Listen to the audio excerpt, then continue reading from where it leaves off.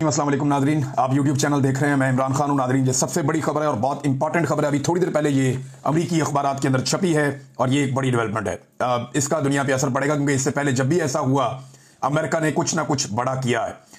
अमरीकी गवर्नमेंट ने फौरी तौर पर पूरी दुनिया में मौजूद अमरीकी जर्नल्स और एडमिरल्स को अमेरिका में तलब कर दिया है। ये अनयूजुअल है और इनको हंगामी तौर पर तलब किया गया है। आप तमाम अमरीकी अखबारात उठा लें। सबसे पहले ये खबर जो है वॉशिंगटन पोस्ट ने दी है। मेरे पास यहाँ पे ये खबर मौजूद है मिलिट्री टाइम्स में।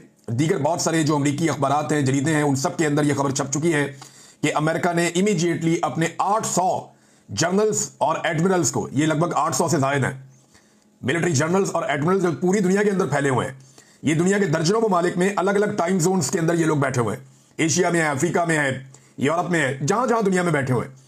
इन तमाम जर्नल्स को और एडमिरल्स को, चाहे वो बहरी बेड़ों में हैं, चाहे वो जमीन के ऊपर हैं या अमरीकी फौजी अड्डों पे हैं, ये जहां जहां पे ये लोग मौजूद हैं दिफाई नुक्ता नजर से, चाहे इनका ताल्लुक ऑपरेशनल फोर्सेस से है, चाहे ये नेवी के हैं, चाहे एयरफोर्स के हैं, या इनका ताल्लुक जो है वो इंटेलिजेंस से है, इन सबको अमेरिका में कॉल किया गया है। इससे पहले जब जब ये हुआ इसके असरात दुनिया के ऊपर पड़े हैं।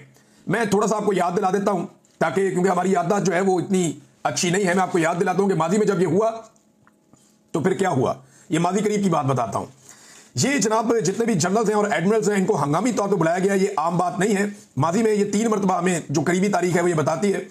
एक, ये 1962 में जब क्यूबन मिसाइल बहरान था तब इनको बुलाया गया था और उसके बाद जो है वो एक बहुत बड़ा मसला इशू पैदा हो गया था जिसको रिजॉल्व किया अमेरिकन से। फिर 2001 में 9/11, उस वक्त रम्सफील्ड ने फौजी सरबराहों से मुलाकात की थी हंगामी तौर पर और उसके बाद आपने देखा कि दुनिया पर किस तरफ गई। 2003 में इराक जंग थी, उसकी प्लानिंग के ऊपर मीटिंग के हवाले से और सद्दाम रजीम के खात्मे के हवाले से यह किया गया था, हमने वो भी देखा। और अब उसी नौयत की एक हंगामी मुलाकात जो है वो अब की जाएगी। इसमें जो सेक्रेटरी डिफेंस हैं अमेरिका के, पीट हेग्सेट, उन्होंने समन किया है तमाम टॉप ऑफिशियल्स को। ये बैठेंगे। अब ये क्या करने जा रहे हैं इसके बारे में आप कुछ नहीं कह सकते। अब जो डोनाल्ड ट्रंप की हुकूमत है, उन्होंने ये भी तय किया था इक़्तिदार में आने से पहले डोनाल्ड ट्रंप ने कि वो फौज की जो एक तरीक़ाकार है उसको बदल देंगे। उन्होंने कुछ चीज़ों के नाम भी बदले हैं और वो ये भी कहते रहे कि हम फौज को थोड़ा कम भी करेंगे, हम क्वालिटी पे जाएंगे, क्वांटिटी के बजाय। वो इस तरह की चीज़ें वो करते रहे और वो अपनी पॉलिसीज लाना चाहते हैं। लेकिन क्या उनको लाने के लिए इस लेवल पे इतनी बड़ी मीटिंग बुलाने की ज़रूरत है? देखिए, हाल ही में अमेरिका की आपको देखना पड़ेगा तरजीहात क्या है। नंबर 1, वो अफगानिस्तान से वापस लेना चाहते हैं बग्राम एयरबेस। नंबर 2, अमेरिका परेशान है चाइना की बढ़ती हुई मईशत से। चाइना का जो माशी असर रसूख है वो पूरे एशिया और यूरोप में फैल चुका है।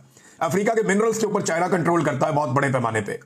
और ये आपका जो मिडिल ईस्ट है या जहां पर भी चले जाए, इवन अमेरिकन मईशत के अंदर चाइना पेनिट्रेट करता है। ये एक बहुत बड़ा इशू है। चीन के साथ एक सर्द जंग अमेरिका की चल रही है, जैसे एक दौर में रशिया के साथ अमेरिका की सर्द जंग चलती थी। पाकिस्तान उस दौर में अमेरिकन कैंप में था और आज पाकिस्तान जो है वो फिर अमेरिकन कैंप में ऐसा दिखाई दे रहा है। इमरान खान साहब की पॉलिसी जरा डिफरेंट थी। तो जिस तरीके का प्रोटोकॉल पाकिस्तान के वज़ीर आज़म को अमेरिका में मिला है या फील्ड मार्शल को मिला है, इन चीज़ों को देखने के बाद जो ये ऑप्टिक्स जो आपको दिखाई दे रहे हैं ना, ये पर्दे के पीछे कुछ और होता है। हमेशा जब जब हमें इस लेवल का प्रोटोकॉल मिला है ना हमारे किसी डिक्टेटर को, तो उसके बाद कुछ जर्नैलों की तो नस्लें संवर गई, कुछ मौलवियों की नस्लें संवर गई, कुछ सियासतदान जमीन से आसमान पे पहुंच गए। लेकिन पाकिस्तानी कौम ने हर ऐसी मुलाकात की कीमत दहाइयों तक चुकाई है। ये मैं आपको बिल्कुल कैटेगोरिकली कह रहा हूं क्योंकि अभी तक कोई चीज हमारे सामने एलामिया की सूरत में नहीं है। लोग सवालात उठा रहे हैं, लेकिन अमेरिकन की ये एक बहुत बड़ी मीटिंग है और ये बड़ी डेवलपमेंट है। पूरी दुनिया में चमगोइयां हो रही हैं और मजे की बात यह है कि कोई भी अखबार, कोई भी जरीदा अभी तक ये नहीं बता रहा कि ये मुलाकात हो किस लिए रही है, बल्कि सारे अंदाजे लगा रहे हैं। सारे ये बात करें ये बहुत इंपॉर्टेंट है, अनयूजुअल है, नॉर्मली ऐसा होता नहीं है, लेकिन ये हंगामी है। अब क्या फैसले होंगे उसको खुफिया रखा गया है। 12 चीजें सामने आ जाएंगी तो पता चल जाएगा कि ये मामला किस तरफ जाता है। नाज़रीन, ये एक तस्वीर आप देखें, इसमें तकरीबन 9 रहनुमा हैं जो मुलाकात कर रहे हैं जनाब डोनाल्ड ट्रंप साहब से। ये 9 रहनुमा हैं। मैं आपको इस तरह के 9 और दिखा सकता हूं, 10 और दिखा सकता हूं, बहुत सारी और तस्वीर दिखा सकता हूं। ये रहनुमा सारे मुलाकात कर रहे हैं डोनाल्ड ट्रंप से। और एक तस्वीर आप ये देखें, शहबाज शरीफ की मुलाकात हो रही है डोनाल्ड ट्रंप से। इनमें फर्क क्या है? ये जो बाकी ममालिक के रहनुमा है ना, ये अपने साथ अपना आर्मी चीफ नहीं लेकर गए, लेकिन शहबाज शरीफ की डोनाल्ड ट्रंप के साथ जो मुलाकात है उसमें साथ आर्मी चीफ बैठा हुआ है। रीजन क्या है? पहला सवाल तो यह है कि क्या आर्मी चीफ शहबाज शरीफ को साथ लेकर गया या शहबाज शरीफ आर्मी चीफ को साथ लेकर गया? पहला सवाल तो यह है। तो सादा जवाब यह है कि पाकिस्तान का इक़्तिदार जो है उसके ऊपर कंट्रोल आर्मी चीफ का है, शहबाज शरीफ का नहीं है। तो आर्मी चीफ शहबाज शरीफ को साथ लेकर गया। ये कहने में थोड़ा ज्यादा आसान लगता है और ये खोपड़ी में घुसता भी है, ये बात समझ भी आती है, क्योंकि शहबाज शरीफ साहब की तो ये औकात है नहीं पाकिस्तान में, और अमेरिकन ये जानते हैं। फिर अमेरिकन प्रोटोकॉल्स क्या इस बात की इजाजत देते हैं कि कोई मुल्क का सरबराह आके बैठे और साथ उसका आर्मी चीफ बैठ जाए? भाई क्या डोनाल्ड ट्रंप अपने साथ अपने जर्नैल को बिठाएगा इस तरह मुलाकातों के लिए आलमी रहनुमाओं से, कि चीन का सदर मिलने आया, डोनाल्ड ट्रंप अपना जर्नैल साथ बिठा ले? ये इलॉजिकल लगता है ना, और ये अजीब भी लगता है। लेकिन अमेरिका ने ये अलाउ किया पाकिस्तान को, और ये एक अलग और मुनफरिद मुलाकात थी।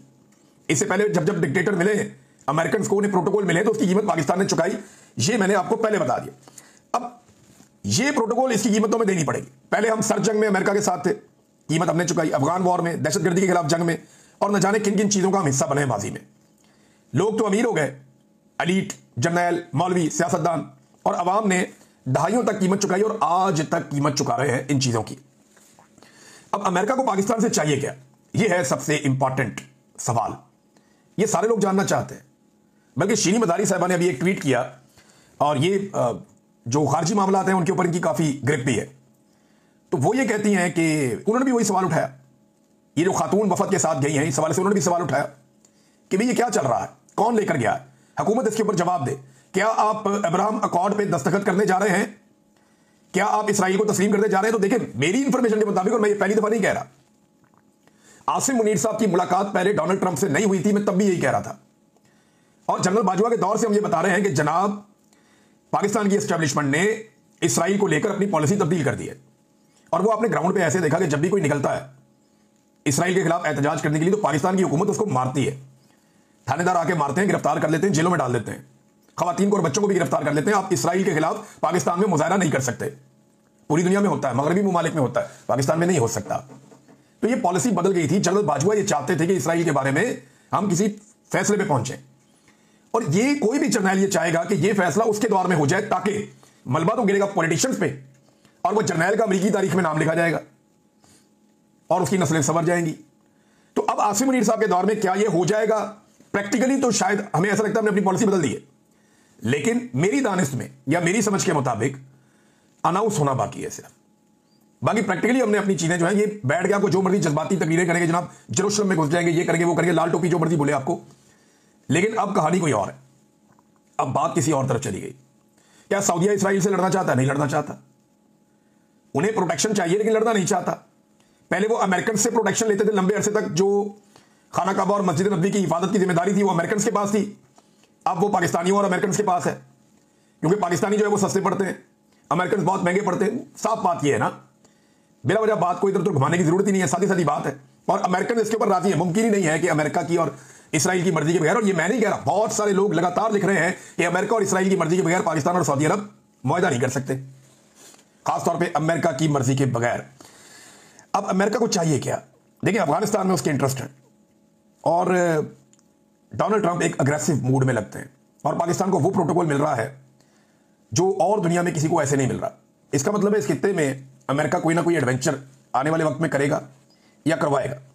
होगा क्या, ये हमें जल्दी पता चल जाएगा। लेकिन असद कैसर साहब ने एक बात क्लियर की है। देखिए, असद कैसर साहब को आप कुछ भी समझें, वो पाकिस्तान तहरीक इंसाफ के एक इमरान खान साहब के पुराने साथियों में से स्पीकर कौमी असेंबली रहे।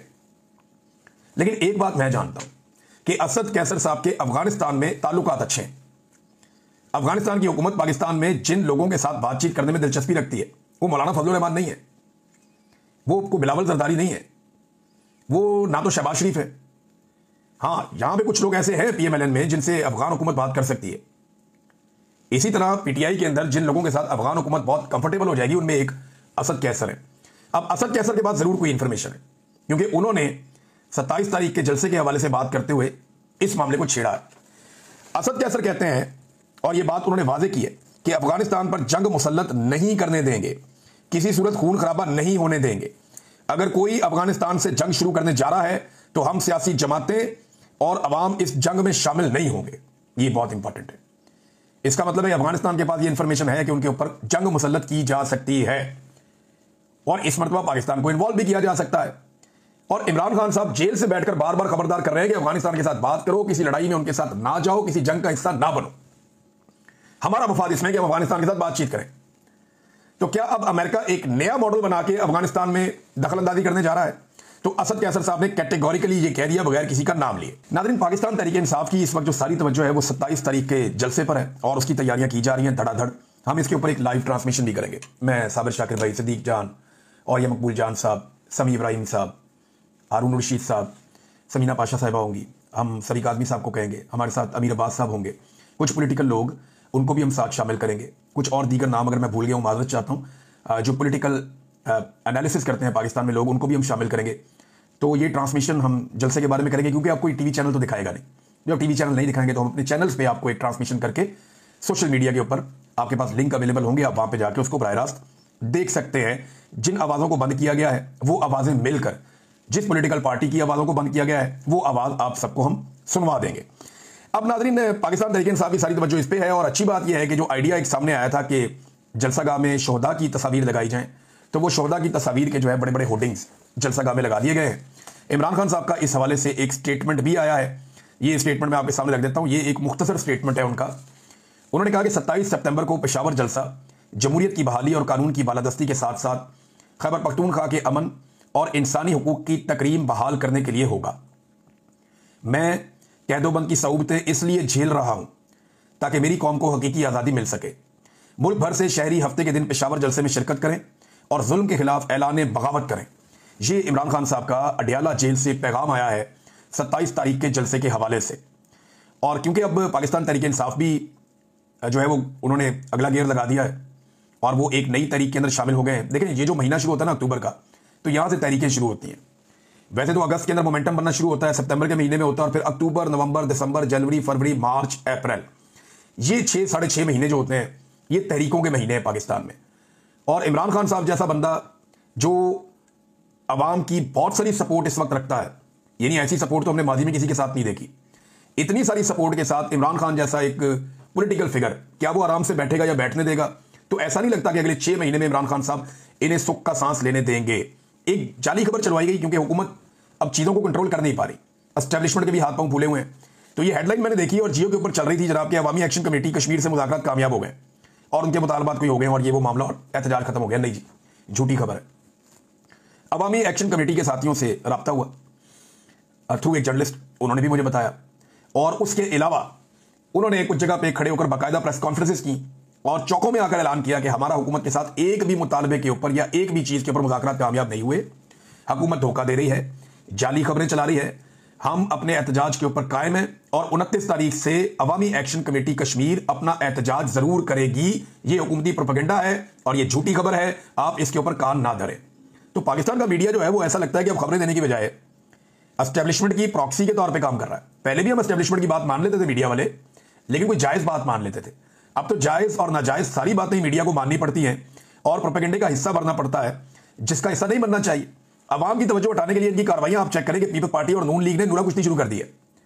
उधर से बिलावल एक स्टेटमेंट देता है, फिर मरियम देती है, फिर बिलावल देता है, फिर मरियम देती है, और उसके क्लिप काट के सोशल मीडिया पे वायरल करने की कोशिश की जाती है। जनाब, इनको वायरल कर दें आप, और वायरल इसलिए कर दें ताकि तवज्जो इधर आ जाएगी, पीपल्स पार्टी और नून लीग लड़ पड़े, ताकि अवाम को इससे उम्मीद हो जाएगी जनाब पीपल्स पार्टी और नून लीग लड़ पड़े, हुकूमत खुद ही गिर जाएगी, हमें कुछ करने की जरूरत नहीं है। सब फ्रॉड है, सब बेईमानी है। ये जुनूबी पंजाब के सैलाब को लेकर, ये बेनजीर इनकम सपोर्ट प्रोग्राम को लेकर और छोटे छोटे मामला को लेकर एक दूसरे को उचकले दे रहे हैं, एक दूसरे को छेड़छाड़ कर रहे हैं, और ये सिर्फ अवाम का फोकस शिफ्ट करना चाहते हैं। देखें, जो सैलाब मुतासरीन के लिए जो उनके साथ हुआ वो दिखाने की बजाय ये दिखा रहे हैं पाकिस्तान के मीडिया के लोग, ताकि तवज्जो हटाई जा सके। सैलाब मुतासरीन के दुखों को रिकॉर्ड करने की बजाय टिकटॉक्स पाकिस्तान के मीडिया ने दिखाई हैं, लोगों का नुकसान नहीं दिखाया, हुकूमत की तारीफें चलाई हैं, और अब एक मरतबा फिर फोकस हटाने की कोशिश की जा रही है। तो क्या ऐसे फोकस हट जाएगा? ना पहले हटा, ना अब हटेगा।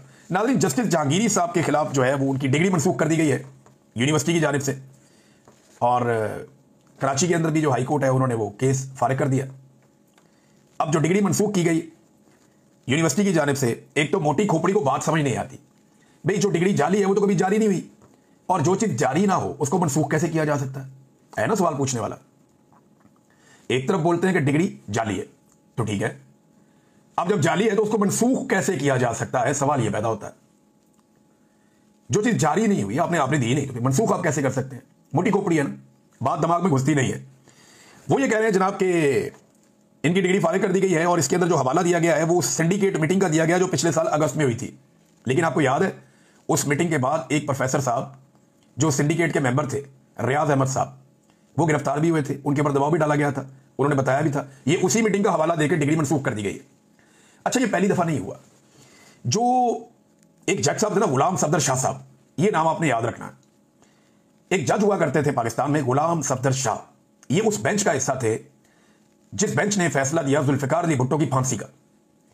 जब जजेस फैसला दे रहे थे जुल्फिकार अली भुट्टो की फांसी का, तो ये एक जज, इन्होंने इख्तलाफ कर दिया था फैसले से। इन्होंने कहा जी मैं इसका हिस्सा नहीं बनता, ये आप बेगुनाह को फांसी दे रहे हैं, मैं इसका हिस्सा नहीं बनता, मैं ये फांसी के लिए इख्तलाफ करता हूं। उस दौर की एस्टेब्लिशमेंट ने, ज़िया-उल-हक की एस्टेब्लिशमेंट ने बड़ा दबाव डाला इनके ऊपर, लेकिन गुलाम सफदर शाह साहब माने नहीं। उसके बाद गुलाम सफदर शाह साहब की भी डिग्री जारी निकल आई। तो ये पुरानी रीत चल रही है, ये हथियार पुराने हैं, ये बाजू हमारे आजमाए हुए हैं। यही काम इन्होंने माजी में किया और आज उसके ऊपर कौम से माफिया मांगते फिरते हैं। आज उठे ना कोई जर्नैल और उठ के कहे कि उसने जुल्फिकार अली भुट्टो को ठीक फांसी दी थी, उठे ना, करे ना हिम्मत, करे डिफेंड ज़िया-उल-हक को, करे कोई डिफेंड परवेज मुशर्रफ को, करे कोई डिफेंड याह्या खान को और अयूब खान को, कोई नहीं करेगा। अपने खानदान उनके नहीं कर सकते तो ये जर्नैल क्या करेंगे? तो जो गंद इन्होंने मारा ना माजी में, वही आज मार रहे हैं।